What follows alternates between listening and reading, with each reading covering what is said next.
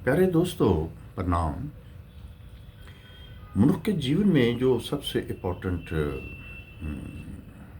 Factor है वो है वस्त एंड व्यक्ति। हमारा सारा जीवन जो वस्त मीन्स मैटर एंड व्यक्ति मीन द अदर पर्सनैलिटी जो हम लोगों के साथ मिलते जुलते हैं। हमारा टोटल ये जो जीवन है ये वस्त एंड व्यक्ति तक सीमित है। क्यों? क्योंकि इसकी बुनियाद में हमारे माइंड में एक वृत्ति से पैदा हुआ विषय होता है, ऑब्जेक्ट होता है कि ऐसी वृत्ति उठती है, ऐसी इंस्टिंक्ट उठती है कि जिसको हम विषय बोलते हैं। उस विषय की पूर्ति के लिए वस्त एंड व्यक्ति का सहारा लेना पड़ता है। तो सारी जिंदगी इन तीन चीज़ों में विषय, वस्तु एंड व्यक्ति उसी तक हम सीमित हो जाते हैं एंड इसी में जीवन बीत जाता है। सोचने की बात है कि ये जो वस्त एंड व्यक्ति तक सीमित होने के जो हमें जो विषय मजबूर करता है, वो जो चाहे किसी प्रकार की वासना है, उसमें विषय ने जन्म लिया, वो कहाँ से पैदा होता है हमें नहीं मालूम। कि ये जो मन की वृत्ति है, जो मन की इंस्टिंक्ट है, ये तो सारी चीज़ की बुनियाद है।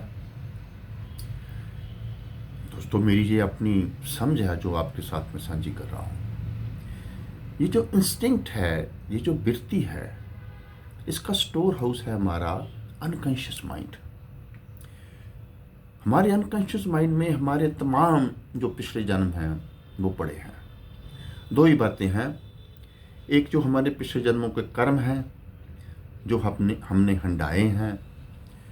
उस वक्त जो वस्सी जो व्यक्ति थी, उनके साथ जो हमारा जो मोह था, हमारा जो अहंकार पूर्ति थी, हमारा जो स्वार्थ था, हमारा जो लालच था, उसको पूरा करने के लिए जो हमने वो जीवन हंडाया, एक तो वो हमारे अनकॉन्शियस माइंड में वो स्टोर हाउस में वो पड़ा है।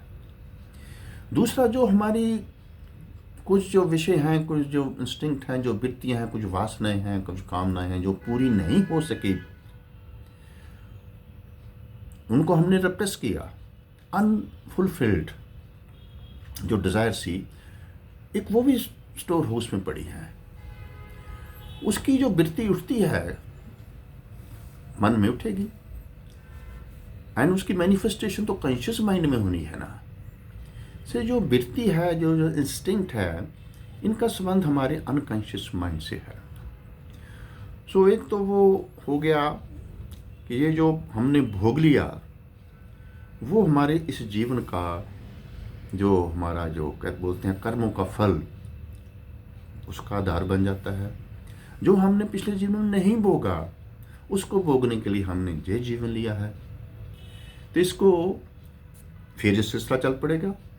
कुछ हम अपने बुराई के लिए, स्वार्थ के लिए, अहंकार पूर्ति के लिए, वासना पूर्ति के लिए गलत काम करेंगे, वो हमारा आधार बन जाएगा अगले कर्म का। कुछ हम जो नहीं हम पूरा कर सकते तो वो हमारे अगले जन्म में पूरा होगा। सो ऐसे एक सिलसिला, आवागमन का सिलसिला चलता रहता है। आज मैं इसी के बारे में कुछ गहराई में जाना चाहता हूँ।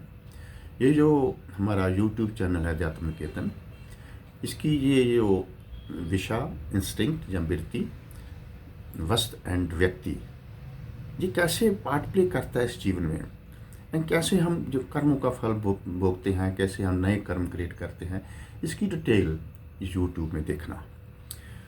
तो चलते हैं आगे कि ये जो हम बोलते हैं कि ये जो इस जीवन में जो भी हम जीवन हंडा रहे हैं, ये पिछले कर्मों का पाप है।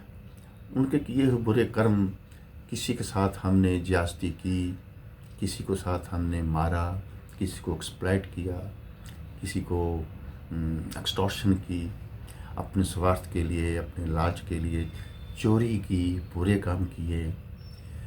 तो वो जहाँ किसी का पैसा लोन लिया और नहीं उसको उतारा, उतारना तो पड़ेगा भैया। जो कुछ भी किसी का लूटा है वो देना तो पड़ेगा। ये जो हमारा कर्म का फलसफा है, इस पे बहुत ही डिस्कशन हो रही है, युगों से डिस्कशन चल रही है।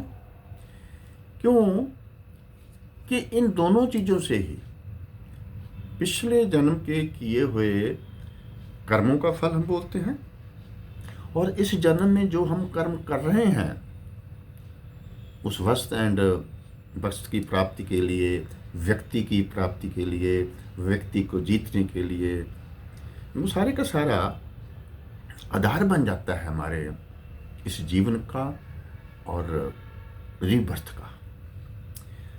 दोस्तों, ये मेरी अपनी अंडरस्टैंडिंग है। मैं इसमें कितना ठीक हूँ कितना गलत हूँ ये तो मैं नहीं जानता। हो सकता है कि जितनी की मेरी इस चीज़ में कह लीजिए कि थोड़ी सी खोज है। मेरी बहुत साल पहले जब मैं इस चीज़ की खोज में था तो मेरी एक किताब थी, जीवन की खोज, सर्च फॉर लाइफ। आज मैं महसूस करता हूँ कि उस वक्त वो लिखी जीवन की खोज, अरे भाई खोज तो मौत की चाहिए। एक्चुअली जो खोज करने की चीज़ है वो जीवन तो हमारे सामने है, खोज तो मौत की ही होगी। एंड अल्टीमेटली इस जीवन का मेरे जांचे विषय एक ही है कि ये जो सर्च ऑफ डेथ, मौत की खोज, मेरे को फिर मैं बहुत बार रिपीट कर चुका हूँ कि भगवान बुद्ध जैसा व्यक्ति इस काल में, पिछले 200-3,000 साल में बहुत रेयर व्यक्ति पैदा होते हैं। वो एक बहुत ही वक्रे बुद्ध पुरुष है। वो बोलते हैं कि भी अपने सारथी को, रथ वाले सारथी को, कि ये अर्थी जा रही है, ये कौन है? वो बोलता है ये कोई बुजुर्ग मर गया। भगवान बोलते हैं तो फिर मैं भी मर जाऊंगा। तो सारथी सवान जो होता है वो सोचता है कि ये इसको बच्चे को क्या बोलूं। भगवान बुद्ध की वहां से शुरू हो जाती है, अगर इस व्यक्ति की तरह मैंने भी मरना ही है तो फिर इसकी खोज करनी पड़ेगी। जो मौत की खोज है, ठीक है, हम नहीं इसको जानते, हम मौत को से डरते हैं, खोजना तो इसके एक तरफ रहा, हम इससे डरते हैं, तो हम उसको नाम दे देते हैं सच की खोज या जीवन की खोज। लेकिन बेसिकली ये जो है मौत की खोज की तरफ हम चलेंगे तो भाई थोड़ी सी जो मेरी समझ है, अनुभूति है, ये कहाँ से पैदा होती है? हम इस सोसाइटी में जो सबसे पावरफुल चीज़ है बाहरमुखी संसार में, वो है conditioning, moulding, hypnosis of this world. उसका बेसिस भी मैं बहुत बार एक्सप्लेन कर चुका हूँ कि प्रकृति की एक बहुत बड़ा करैक्टर है कि हर चीज़ को हिप्नोसिस करती है। वो उसी से ही हमारे संसार में हम सारे के हिप्नोटिक प्रोडक्ट हैं, मोल्डेड कंडीशन प्रोडक्ट हैं। उस कंडीशन के तहत हम भूल ही जाते हैं कि ये जीवन में विषय क्या है, वस्तु क्या है, व्यक्ति क्या है, ये विषय कहाँ से आता है। ये जैसे जो कर्मों का फल है, हम बोलते हैं कि इस जन्म में हम बहुत दुख भोग रहे हैं, किसी को कोई दुख है, किसी को कोई दुख है, लेकिन बात एक ही है कि ये कर्मों का फल है जी, ये तो भोगना पड़ेगा। चाहे वो पिछले जन्म में हमने उनको पूरा किया, लूटा लोगों को, मारा किसी को, उसका फल देना पड़ेगा। चाहे हम वो चीज़ जो प्राप्त करना चाहते थे वो प्राप्त नहीं कर सके, उस प्राप्ति के लिए ये जन्म रीबर्थ हो गया। सो ऐसे ये सिलसिला चलता रहता है। लेकिन ये जो सवाल पैदा हो जाता है, अगर मौत की खोज करेंगे तो ये जो विषय है, वस्तु है, व्यक्ति है, जो सारा जीवन जो जीवन हम लीड कर रहे हैं, ये तीन चीज़ें हमें हमारा पीछा नहीं छोड़ती। हम उस तक इतने कन्फाइंड हो जाते हैं कि हमारी टोटल कंडीशनिंग इन पर सीमित हो जाती है। तो इसके लिए क्या किया जाए, इसको काउंटर करने के लिए क्या किया जाए? सो पहली तो बात है समझ नहीं पड़ती। बचपन में हमने पढ़ा भगवान बुद्ध को, उनका पहला शब्द है जीवन दुख है, उसको रट लिया, पेपर में लिख दिया। मौत आ जाती है लेकिन जीवन क्यों दुख है, दुख की अनुभूति होती ही नहीं। सो विषा उसकी कदे समझ नहीं पड़ती। दूसरी है समझ के बाद प्रतीति या अनुभूति या अनुभवता, अनुभव भी नहीं होता। जैसे ये एक तरफ विषावस्त व्यक्ति है, ऐसे ही इससे पार जाने के लिए दूसरी तरफ है समझ, अनुभव एंड ध्यान। इन चीज़ों को जानने के लिए, विषय को जानने के लिए, वस्तु को जानने के लिए, वस्तु को जानने के, हम कन्फाइंड है ना, मौत आ जाती है, दूसरे तक सीमित रहते हैं। टोटल हमारा जीवन खोल के देख लो, वो चाहे ब्यूटीफुल कोमल कलाकार हैं, ऐसी कंडीशन बन गई इस युग की, वो दूसरे तक सीमित है। हम दूसरे को कैसे इम्प्रेस करें, हम उसकी कैसे एप्रिसिएशन लें। इस युग में एक चीज़ और ऐड हो गई, इस सम्मान के साथ, इस प्रसिद्धि के साथ, इस जो भी हमें एप्रिसिएशन मिलती है, इसके साथ साथ हमें पैसा भी मिलता है। जो दो चीज़ें इकट्ठी हो गई, उसका नतीजा क्या निकला कि जो कोमल कलाकार की कोमल कला रही ही नहीं, वो उसके मान सम्मान में और पैसे की दौड़ में वो अपनी कोमल कला को उसने उसकी हत्या कर दी, मार दिया। कभी वो खोज की तरफ चलता ही नहीं। सिमिलरली जिसको परमात्मा ने out of continuous Metamorphosis and evolution अच्छा इंटेलेक्ट दिया है, वो इंटेलेक्ट भी अब उसने बहुत चीज़ें हंडाली हैं जिसको जो इंटेलेक्ट मिला है, लेकिन वो अब इस इंटेलेक्ट को इस्तेमाल कर रहा है, मेरा अहंकार कैसे पूरा हो, मेरे को और यश कैसे मिले, शोभा कैसे मिले, मैं दूसरे पर कैसे राज करूं।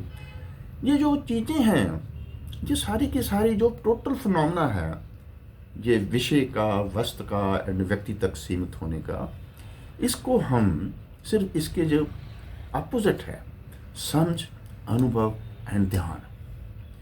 दोस्तों, बहुत सारे लोग मुझसे पूछते हैं कि आप बोलते हैं तो क्या करें। मैं पहले समझ तो डेवलप करो, जानो तो सही।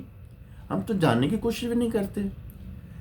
बचपन से जब वही बात सारी जिंदगी बीत जाती है, भगवान बुद्ध का वो कथन कि जीवन दुख है, पेपर में लिख दिया, इसका सारी जिंदगी अनुभव नहीं होता कि जीवन क्यों दुख है।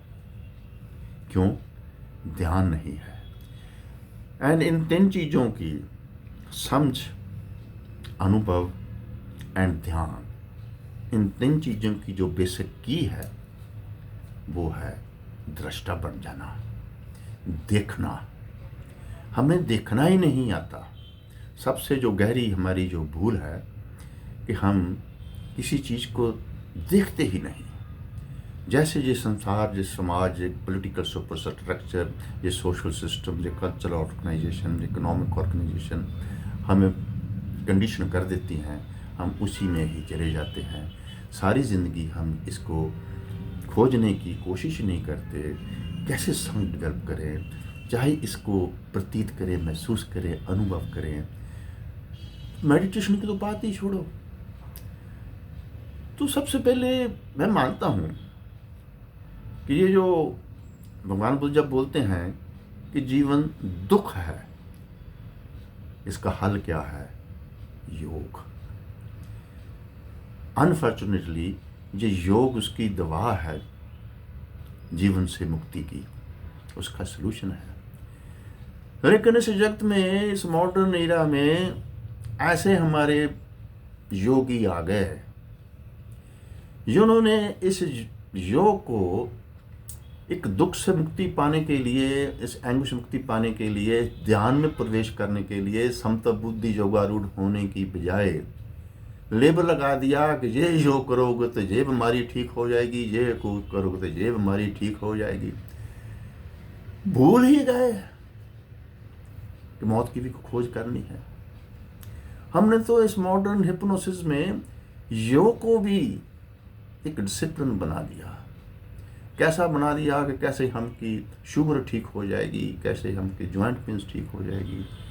भूल ही गए कोई साइंस डेवलप करनी है, कोई स्पिरिचुअल ग्रोथ, कोई कॉन्शियस एवोल्यूशन की बात कुछ नहीं है। सो बातें तो दशकों ये छोटी छोटी हैं, लेकिन मैं आता हूँ 2-3 हफ्ते बाद।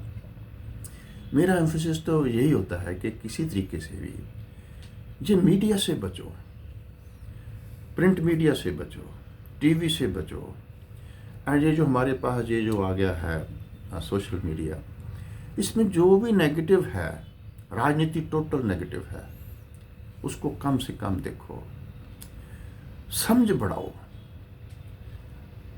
अपनी समझ उसको पैदा करो, हर मोड़ पे अनुभव करो कि ये किया, इसमें क्या निकला, क्या हुआ, एनालिसिस करो, अनुभव करो, एंड मेडिटेशन की तरफ थोड़ा सा चलने की कोशिश करो। आज इतना ही। और ये जो 3 बातें हैं, दिशा, वस्तु एंड व्यक्ति, कंट्रेरी टू इट, इनके मुकाबले पे जो मैंने बोला, समझ, अनुभव एंड ध्यान, इस पर थोड़ा सा सोचो, विचार करो। हर व्यक्ति को परमात्मा ने इतना ब्यूटीफुल इंटेलिजेंस दिया है, वो उसमें गलतान करने के लिए नहीं है, खोज के लिए है। जीवन में खोज बुनियादी है। हम खोज नहीं करते, डर के जो कुछ हमें कराया जाता है वो करते रहते हैं, यही हमारी ट्रेजेडी है। सो इसको आप शेयर करना, एंड हमारा जो यूट्यूब चैनल है अध्यात्म कीर्तन, उसको सब्सक्राइब करना। आप सबके भीतर उस वह प्रकाशमान ज्योत को डाट समझ का प्रणाम।